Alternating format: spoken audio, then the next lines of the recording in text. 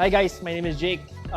So this is my BRZ and I'm gonna be telling you my story. My story, I'm sure you've seen Ao's video about his RX-7.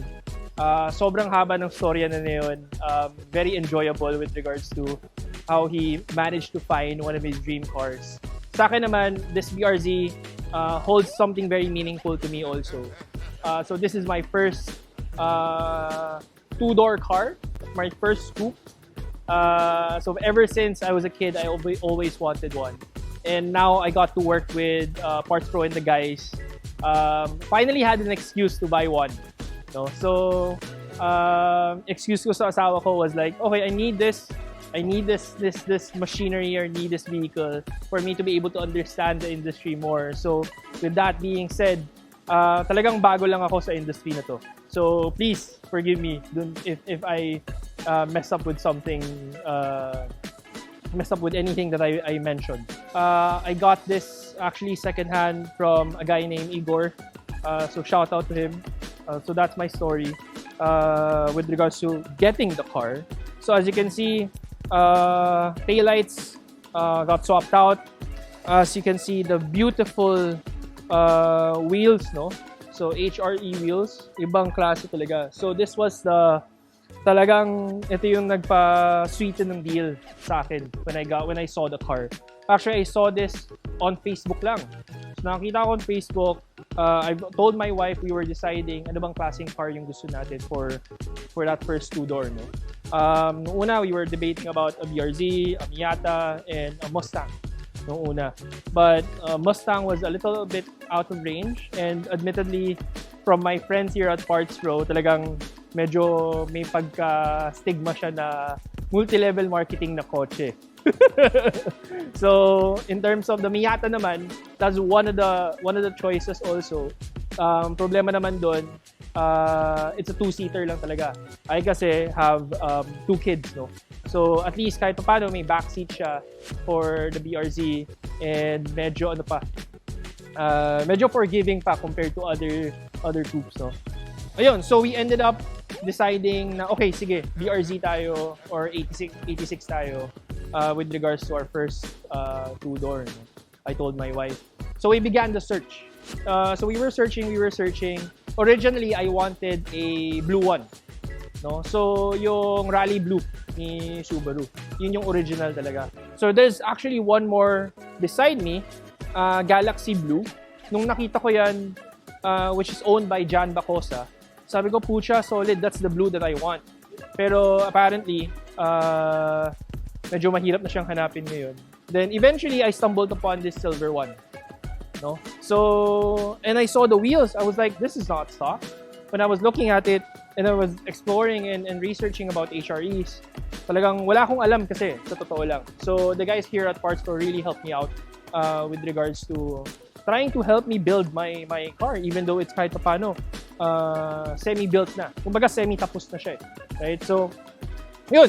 So when I saw the wheels, sabi ko pucha, talagang sweet deal na siya. So I got this for a little less than 1.3, 1.4 if I'm not mistaken. No? So kahit paano medyo solid na siya. Looking for aftermarket parts and accessories for your car? Visit PartsPro and check out our selections. PartsPro is the Philippines' #1 e-commerce store for everything automotive. Shop now at PartsPro. Visit PartsPro.ph. Like us on Facebook. Follow us on Instagram. Subscribe to our YouTube channel. Order via Shopee. We deliver nationwide. Then eventually, when I got it, talagang my wife really favored it, no? First thing, the story, I'll show you my plate number. But yeah, so the story kasi, the ABG name, when my wife saw it, it's our son's initials kasi. So Arkin, Brendon, Go. So that was like, my wife was like, sign ata do. So kunin na natin. So we signed the paper right then and there. Then immediately that afternoon, sabi ni Boss Rafi sa akin, oh, Jake, we have track day, I think, in a week. You have to get a car by then for you to be able to experience really the track. So nagulat na lang siya when I sent him the picture I was driving this bad boy. So I really enjoyed it talaga. I mean, it's really a driver's car. Ang gusto kong next na ipa-build talaga would be the exhaust. But before we get into that, this originally had Subaru, then the BRZ emblems right here. Tapos nagkaroon siya ng STI badge. So I have one also in front, pero I had fixed up in the guys to remove it kasi I wanted clean. I'm actually still deciding kung papatanggal ko to ng buo para magmukhang very clean look yung dating.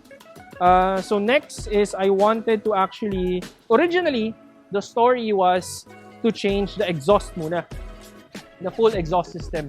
So sabi ko sa sarili ko, when I got the car, I wanted to change that.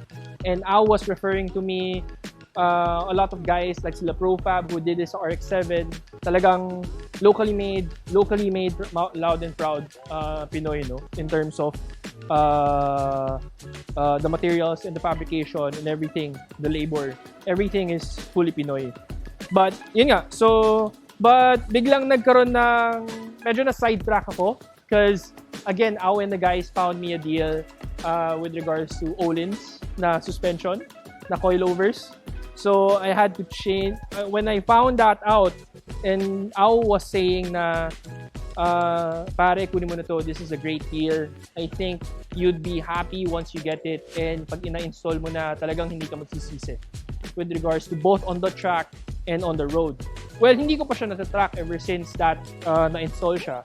Pero with regards to street driving, my wife even felt it na parang, uy, kinakain halos lahat ng lubak.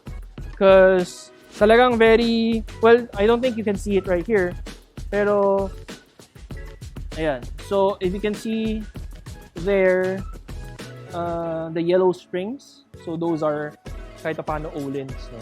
So, specifically made for the BRZ. So, talagang no regrets in terms of getting that. So on top of that, wala akong masyadong nabago. I pretty much got bits and pieces lang of accessories inside the car. Changed the wipers, looking to change the side mirrors in the future. Then talagang good boy look lang kahit paano. I want to be able to use the car daily. I want to be able to I want my wife to be able to drive it kahit paano. I want my kids to enjoy being in it also. So, yun. On top of that, compared, boss might hate me for this. Boss Rafi might hate me for this. But the tint is something that was non-negotiable for me.